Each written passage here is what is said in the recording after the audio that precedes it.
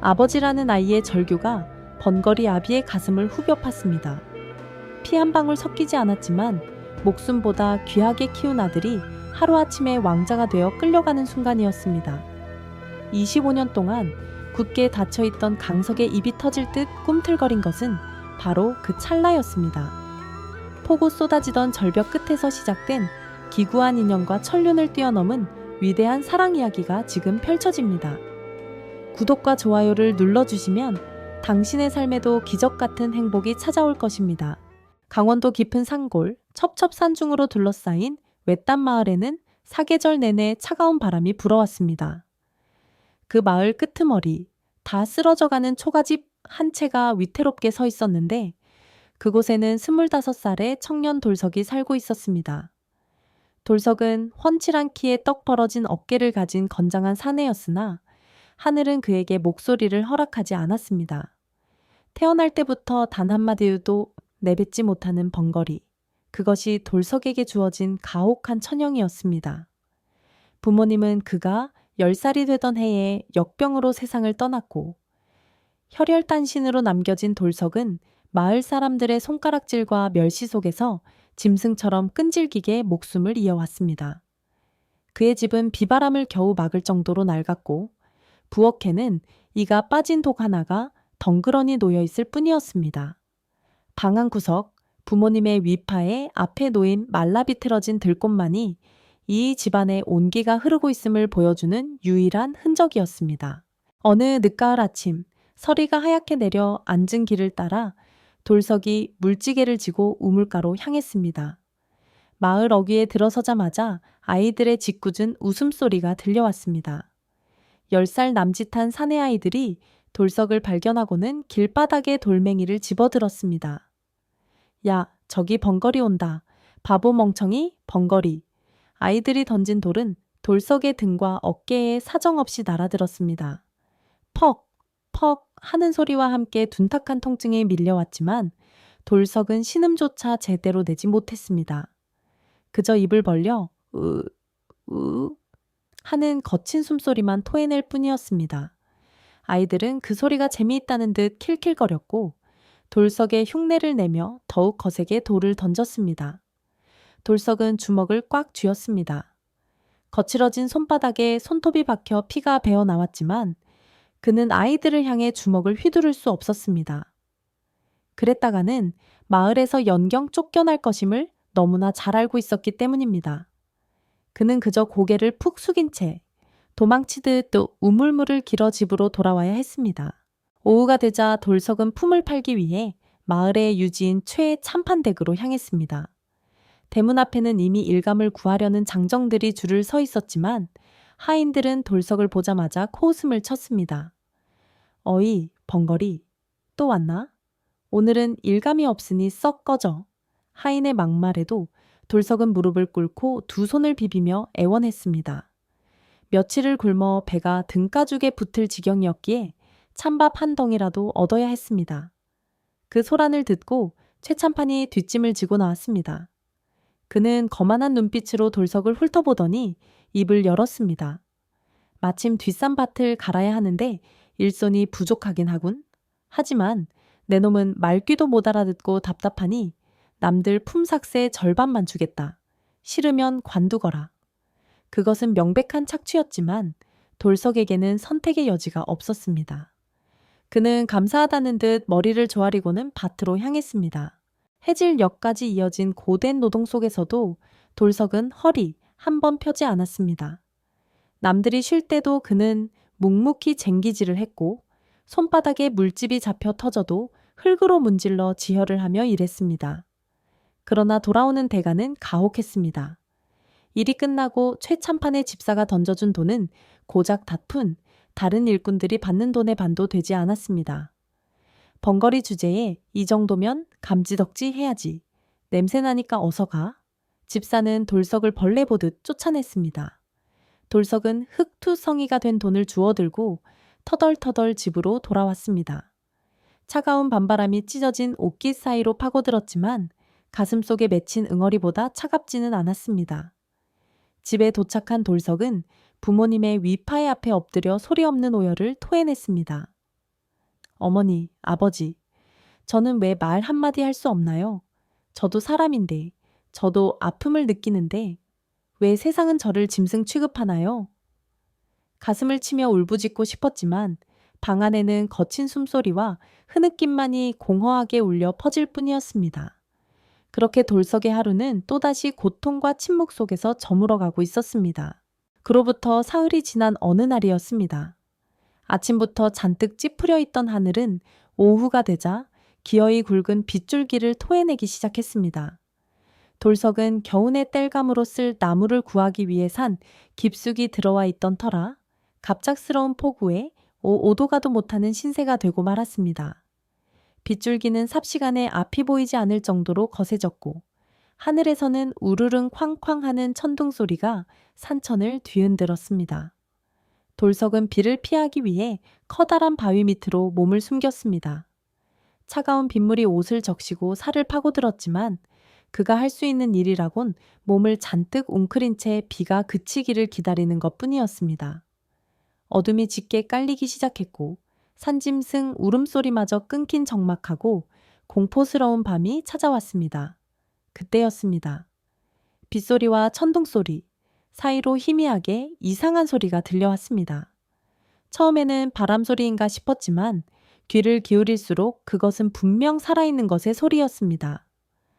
으왕, 으왕, 가녀린 아기의 울음소리였습니다. 이 깊은 산중, 그것도 벼랑 끝에서 아기 울음소리가 들리다니 돌석은 등골이 오싹해짐을 느꼈습니다. 혹시 산신령의 조화이거나 귀신의 곡소리가 아닐까 하는 두려움이 엄습했습니다. 하지만 울음소리는 끊어질 듯 이어지며 애타게 구조를 요청하고 있었습니다. 돌석은 두려움을 떨치고 자리에서 일어났습니다. 칠흑 같은 어둠 속을 더듬거리며 소리가 나는 쪽으로 발걸음을 옮겼습니다. 빗물에 미끄러지고 나뭇가지의 얼굴이 긁혔지만 그는 멈추지 않았습니다. 소리는 깎아지른 듯한 절벽 아래에서 들려오고 있었습니다. 돌석이 조심스럽게 절벽 끝으로 다가가 아래를 내려다보던 그 순간 번개가 번쩍하고 하늘을 갈랐습니다. 그 찰나의 빛 속에서 돌석은 믿을 수 없는 광경을 목격했습니다. 절벽 중간쯤 튀어나온 바위턱의 한 여인이 피투성이가 되어 쓰러져 있었고 그 품에는 강보에 쌓인 아기가 자지러지게 울고 있었습니다. 여인은 미동도 하지 않았지만 아기는 어미의 품에서 필사적으로 삶을 갈구하고 있었습니다. 돌석은 숨이 멎는 듯 했습니다. 절벽은 한눈에 보기에도 가파르고 위험천만했습니다. 자칫 발을 잘못 디디면 천길 낭떠러지로 떨어져 뼈도 추리지 못할 상황이었습니다. 돌석은 망설였습니다. 자신의 목숨을 걸어야 하는 일이었으니까요. 하지만 아기의 울음소리가 돌석의 가슴을 후벼 팠습니다. 25년 동안 세상의 멸시를 받으며 살아온 그였지만 눈앞에 생명을 외면할 만큼 비정하지는 못했습니다. 살려야 한다. 저 아기를 살려야 한다. 돌석은 입술을 깨물었습니다. 밧줄 하나 없는 맨몸이었지만 그는 절벽을 타고 내려가기로 결심했습니다. 돌석은 떨리는 손으로 바위 틈새를 움켜쥐고 한 발 한 발 아래로 내디뎠습니다. 빗물에 젖은 바위는 기름을 바른 듯 미끄러웠습니다.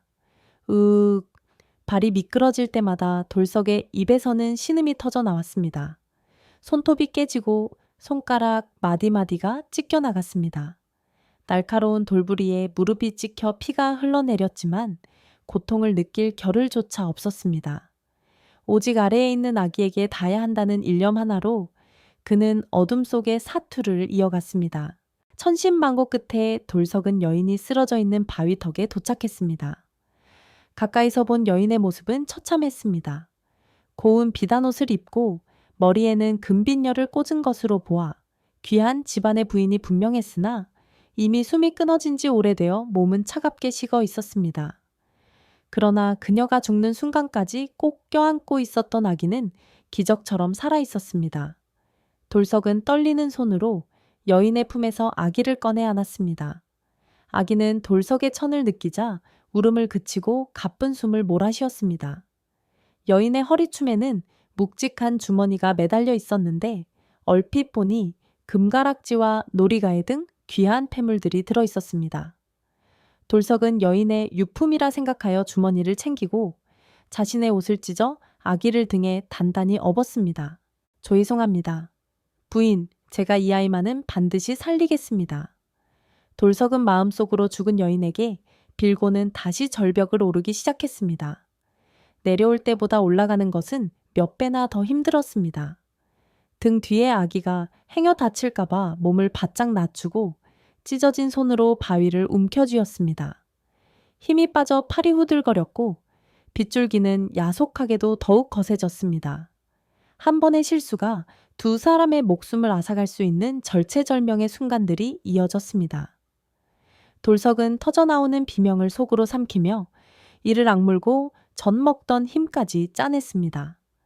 마침내 절벽 위로 손을 뻗어 풀포기를 잡고 몸을 끌어올렸을 때 그는 그대로 바닥에 널브러지고 말았습니다. 온몸은 흙탕물과 피범벅이 되었고 숨은 턱 끝까지 차올랐지만 등 뒤에서 들려오는 아기의 새근거리는 숨소리에 돌석은 안도의 눈물을 흘렸습니다. 폭우가 쏟아지는 캄캄한 산속, 그렇게 말 못하는 청년 돌석과 이름 모를 아기의 기구한 인연은 시작되고 있었습니다. 폭풍우가 휩쓸고 간 다음날 아침, 마을은 발칵 뒤집혔습니다. 흙투성이가 된 돌석이 비단 강보에 쌓인 갓난아기를 안고 나타났기 때문입니다. 아기의 옷차림은 한눈에 봐도 예사롭지 않았고 돌석의 품에서 나온 금빛여와 놀이개는 순박한 산골 마을 사람들의 눈을 휘둥그레지게 만들었습니다. 이보게 저것 좀 보라고. 번거리가 어디서 양반집 아기를 훔쳐온 것 아니야? 순식간에 사람들이 몰려들었고 웅성거리는 소리는 곧 의심과 비난의 화살이 되어 돌석에게 꽂혔습니다. 마을이장이 근엄한 표정으로 앞을 막아서며 호통을 쳤습니다. 네 이놈, 돌석아. 도대체 이 귀한 아기와 폐물은 어디서 난 것이냐? 내 놈이 무슨 짓을 저지른 게야? 돌석은 억울함에 가슴이 터질 것 같았습니다. 그는 아기를 고쳐 안으며 필사적으로 손짓 발짓을 섞어 설명하려 했습니다. 산을 가리키고 절벽에서 떨어지는 신용을 하며 자신이 아기를 구했음을 알리려 애썼습니다. 하지만 그의 입에서 나오는 소리는 우우 하는 짐승의 울부짖음 같은 신음뿐이었습니다. 돌석의 답답한 몸짓을 지켜보던 사람들의 눈초리는 더욱 싸늘해졌습니다. 저놈이 시치미를 떼는구나. 산으로 가자고 하는 걸 보니 거기서 무슨 사단이 난 게 분명해. 이장은 장정들을 이끌고 돌석을 앞세워 산으로 향했습니다. 돌석은 절뚝거리는 다리를 이끌고 어젯밤에 그 절벽으로 사람들을 안내했습니다. 현장에는 여전히 차갑게 식은 여인의 시신이 바위 틈에 걸려 있었습니다. 참혹한 광경을 본 마을 사람들은 경악을 금치 못했습니다. 그러나 그들의 반응은 돌석의 기대와는 정반대로 흘러갔습니다. 세상에, 여자를 죽였어. 번거리가 금부치를 탐내서 여자를 절벽에서 밀어버린 게야? 누군가가 소리치자 의심은 확신이 되어 들불처럼 번져나갔습니다.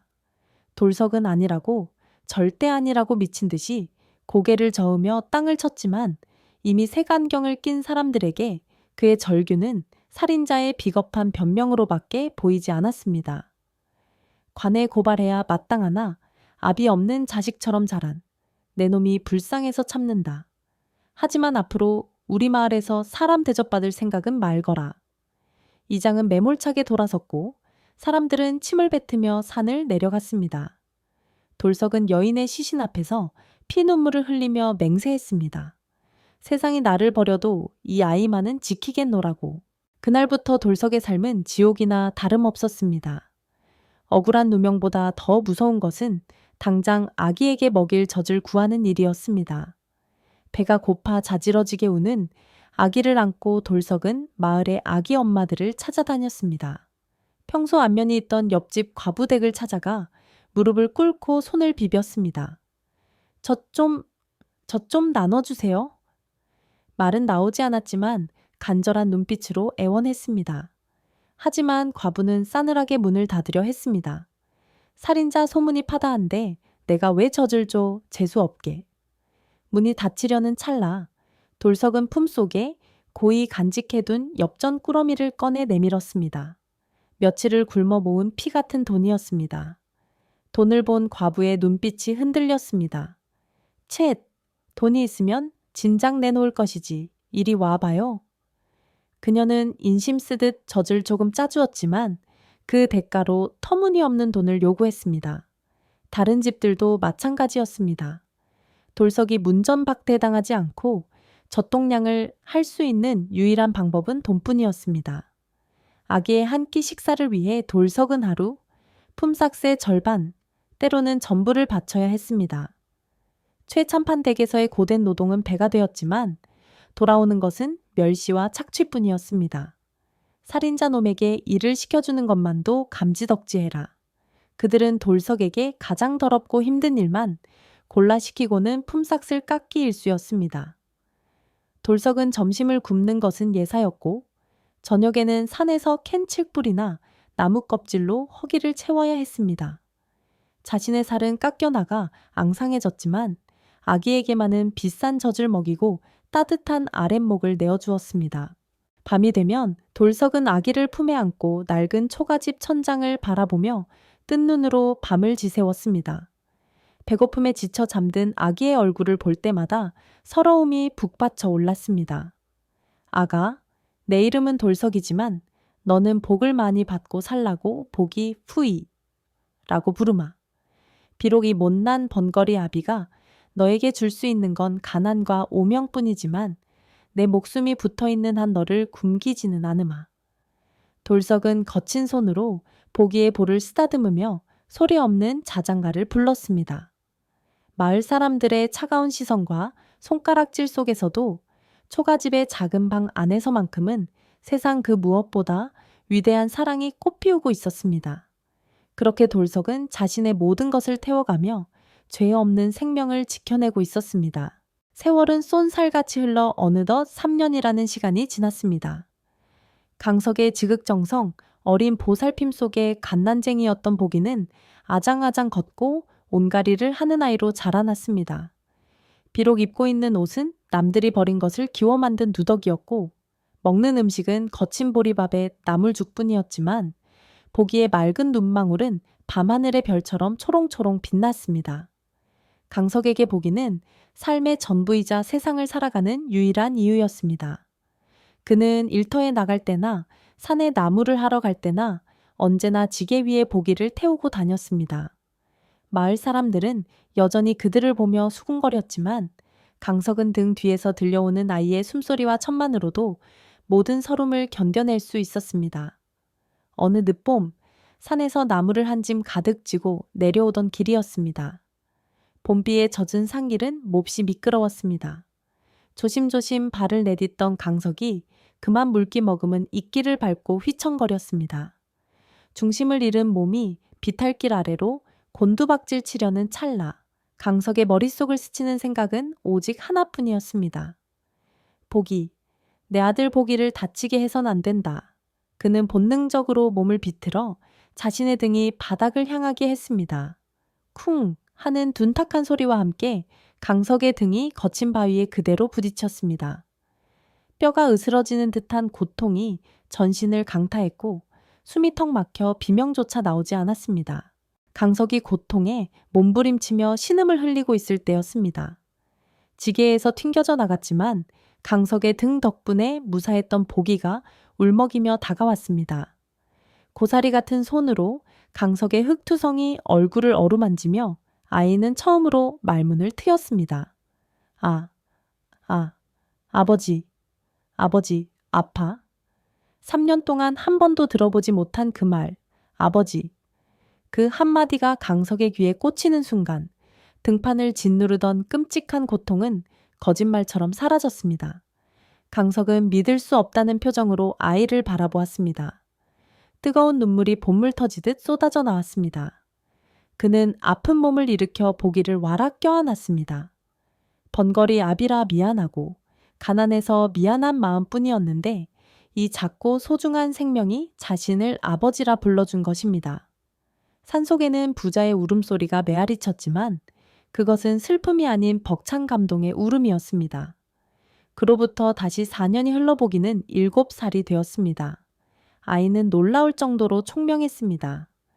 비싼 수업료를 낼 형편이 못 되어 서당 근처에는 얼씬도 못했지만 보기는 장터에서 낡은 책을 주워다 땅바닥에 글씨를 쓰며 스스로 글을 익혔습니다. 어느 날 마을 서당의 훈장이 길을 가다 땅바닥에 천지현화황, 티엔디 쉥광을 완벽하게 써내려가는 보기를 보게 되었습니다. 깜짝 놀란 훈장이 몇 가지를 물어보니 아이는 막힘없이 대답했습니다. 보기의 재능을 아깝게 여긴 훈장은 강석을 불러 수업료를 받지 않을 테니 아이를 서당에 보내라 권유했습니다. 강석은 몇 번이고 훈장에게 절을 올리며 감사의 뜻을 표했습니다. 하지만 서당 생활은 보기에게 또 다른 시련의 시작이었습니다. 양반집 자제들과 부유한 상민의 아이들은 허름한 옷차림의 보기를 노골적으로 무시했습니다. 야, 냄새난다. 저리 가. 번거리 아들을 둔 주제에 어디서 글을 배운다고 까불어? 아이들의 잔인한 놀림은 날이 갈수록 심해졌습니다. 그러던 어느 날 심술궂은 아이들이 보기가 아끼던 책을 빼앗아 갈기갈기 찢어버리고 흙탕물에 던져버렸습니다. 아, 하하하. 번거리 아들한테는 이런 책 필요 없지.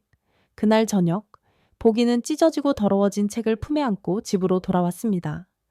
울지 않으려 입술을 꽉 깨물었지만 그렁그렁한 눈물은 감출 수 없었습니다. 그 모습을 본 강석의 가슴은 천갈래 만갈래로 찢어졌습니다. 당장이라도 달려가 그 아이들을 혼내주고 싶었지만 말 못하는 자신이 나서봤자 오히려 보기에게 더 큰 비웃음만 사게 될 것이 뻔했습니다. 밤이 깊어 보기가 잠들자 강석은 희미한 호롱불 아래 앉았습니다.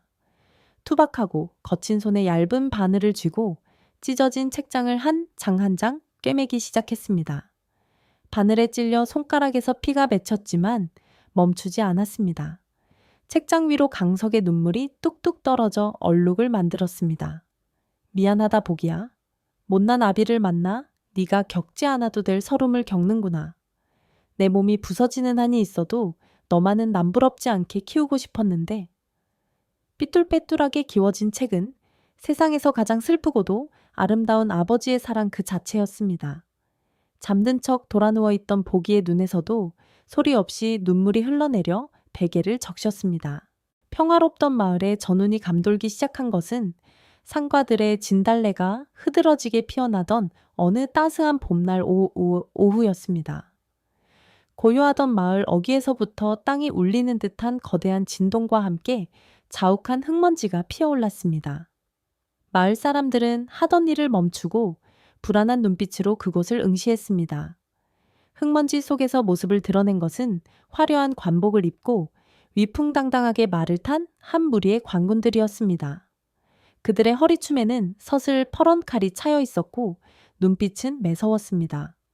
맨 앞에는 국내부 상궁 박기철이 근엄한 표정으로 말곶비를 잡고 있었습니다. 마을 이장이 혼비백산하여 달려나와 머리를 조아렸지만 박기철의 시선은 오직 마을 끄트머리, 다 쓰러져가는 강석의 초가집만을 향하고 있었습니다. 박기철과 광운들이 강석의 집 마당에 들이닥쳤을 때 강석은 마루에 앉아 보기에게 집신 삼는 법을 가르쳐주고 있었습니다. 낯선 이들의 등장에 놀란 강석이 보기를 등 뒤로 숨기며 경계의 눈빛을 보냈습니다. 박기철은 말에서 내려 강석을 쏘아보며 차갑게 입을 열었습니다. 내 놈이 7년 전 절벽 아래서 아이를 주워 기른 강석이란 자냐? 강석이 쭈뼛거리며 고개를 끄덕이자 박기철은 품에서 황금색 두루마리를 꺼내 들었습니다. 어명이요, 이 아이는 7년 전 영모의 위협을 피해 유모의 품에 안겨 피신했던 왕자 2호 마맛이다. 유모는 절벽에서 실족하여 목숨을 잃었으나 하늘이 도우시어 왕자님은 살아남으셨다. 이제 왕자님을 모시고 궁으로 황홍하라는 전하의 명이 떨어졌다. 그 말은 청천벽력과도 같았습니다. 뒤따라온 마을 사람들은 입을 다물지 못했고 강석은 눈앞이 하얘지는 형이증을 느꼈습니다. 내 아들 보기가 누더기를 입고 보리밥을 먹으며 자란 내 아들이 왕자라니. 박기철은 당장 아이를 내놓으라 명했습니다. 하지만 강석은 고개를 세차게 저었습니다. 왕자든 무엇이든 상관없었습니다. 보기는 자신의 목숨보다 소중한 아들이었습니다.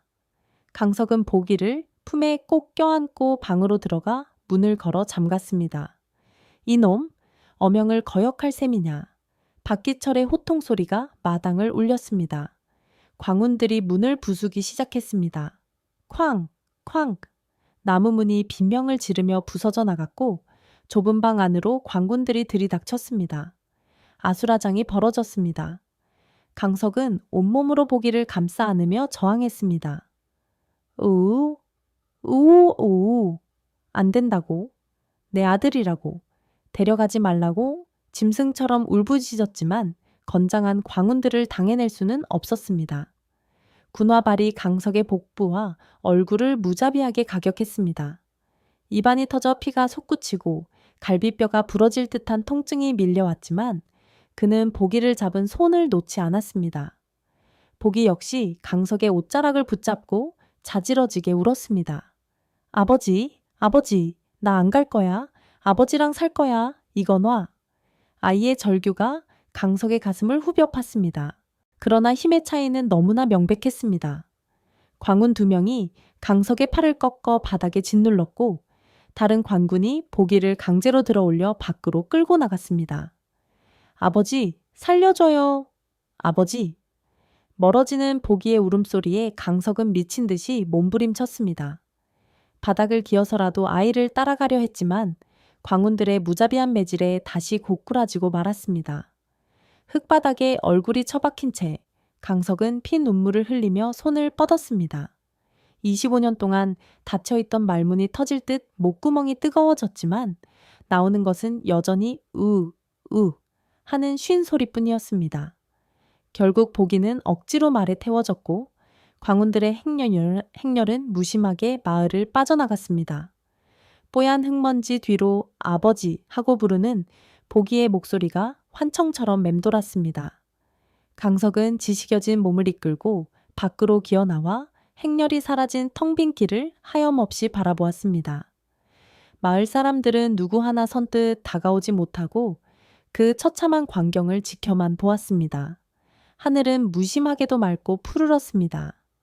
7년을 하루같이 지켜온 보석 같은 아들을 잃은 번거리 아비는 흙바닥을 주먹으로 내리치며 소리 없는 통곡을 토해냈습니다. 세상이 무너져 내린다는 것이 바로 이런 것임을 강석은 뼈저리게 느끼고 있었습니다. 보기가 떠난 후 강석은 넋이 나간 사람처럼 사흘 밤낮을 마당 흙바닥에 주저앉아 있었습니다. 목구멍으로 물 한 모금 넘길 수 없었고 잠 한숨 잘 수 없었습니다. 그저 멍하니 보기가 끌려가던 그 길 끝만을 바라보며 이미 말라버린 눈물 자국 위에 또다시 눈물을 덧칠할 뿐이었습니다. 그러다 나흘째 되던 날 새벽 강석은 불현듯 자리에서 일어났습니다. 이대로 죽을 수는 없었습니다. 죽더라도 내 아들 보기 얼굴을 한 번만이라도 더 보고 죽어야겠다는 일념이 그의 가슴을 뜨겁게 달구었습니다. 강석은 집신 한 켤레를 꿰차고 무작정 한양으로 향하는 길에 올랐습니다. 며칠을 굶은 몸은 천근만근 무거웠고 다리는 후들거렸지만 아들을 향한 집념 하나로 그는 걷고 또 걸었습니다.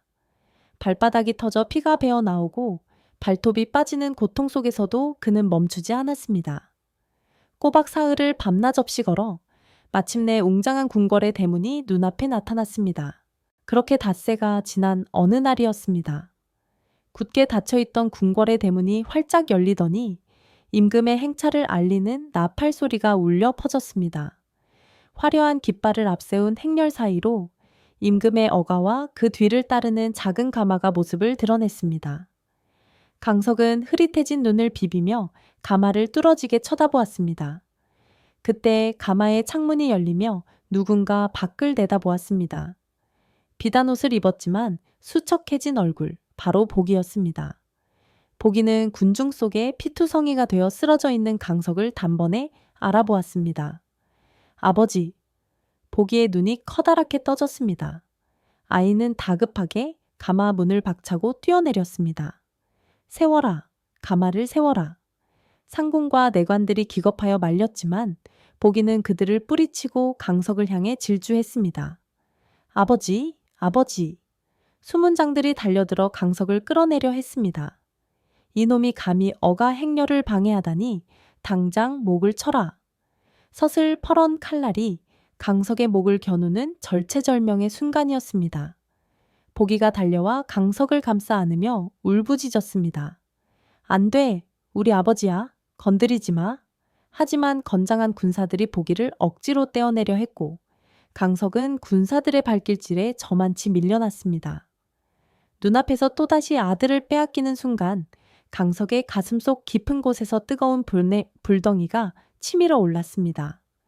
25년 동안 굳게 닫혀있던 성대가 파르르 떨렸습니다.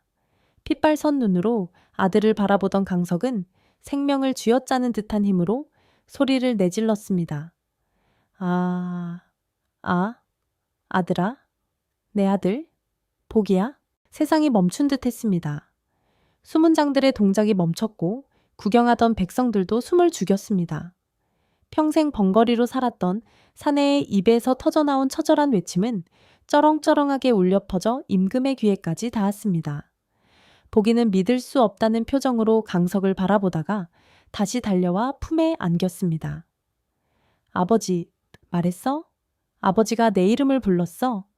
두 부자는 서로를 부둥켜 안고 오열했습니다. 그 모습을 지켜보던 임금이 어귀에서 내려 다가왔습니다. 그대가 평생 말을 못했다는 그 자인가? 임금의 물음에 강석은 엎드려 눈물을 흘리며 고개를 끄덕였습니다. 전하, 소인, 평생 번거리였으나 아들을 잃고 싶지 않아 하늘이 잠시 입을 열어주셨나 봅니다. 임금은 크게 감동하여 탄식했습니다. 참으로 위대하도다. 피 한 방울 섞이지 않았으나 그 지극한 사랑이 하늘을 감동시켜 말문까지 트이게 하였구나. 짐이 그 천륜을 어찌 끊을 수 있겠는가. 임금은 그 자리에서 강석에게 정삼품 당상관의 벼슬을 내리고 한양의 큰 기와집을 하사했습니다. 또한 왕자 2호 보기 간머부가 궁 밖에 아버지 집을 자유롭게 왕래하며 효를 다할 수 있도록 허락했습니다. 7년의 모진 고난과 멸시를 견뎌낸 번거리 아버지 강석의 사랑은 그렇게 기적을 만들어냈고 두 부자는 서로의 손을 꼭 잡고 행복의 눈물을 흘렸습니다. 여러분, 오늘의 야담 하늘을 울린 번거리 아버지의 기적 어떻게 들으셨나요? 말 한마디 못하는 고통과 세상의 멸시 속에서도 피 한 방울 섞이지 않은 아이를 위해 자신의 모든 것을 바친 강석의 사랑이 정말 가슴 먹먹하게 다가오지 않나요? 특히 마지막 순간 아들을 위해 25년의 침묵을 깨고 터져나온 그 첫 마디가 제 가슴을 강하게 울렸습니다. 오늘 이야기 중 여러분의 마음을 가장 뜨겁게 만들었던 장면은 무엇이었나요? 그리고 여러분에게도 이렇게 목숨보다 소중한 존재가 있으신가요? 여러분의 진솔한 생각과 감동을 아래 댓글로 남겨주세요. 저는 더 가슴 따뜻하고 흥미진진한 이야기로 다시 찾아오겠습니다. 감사합니다.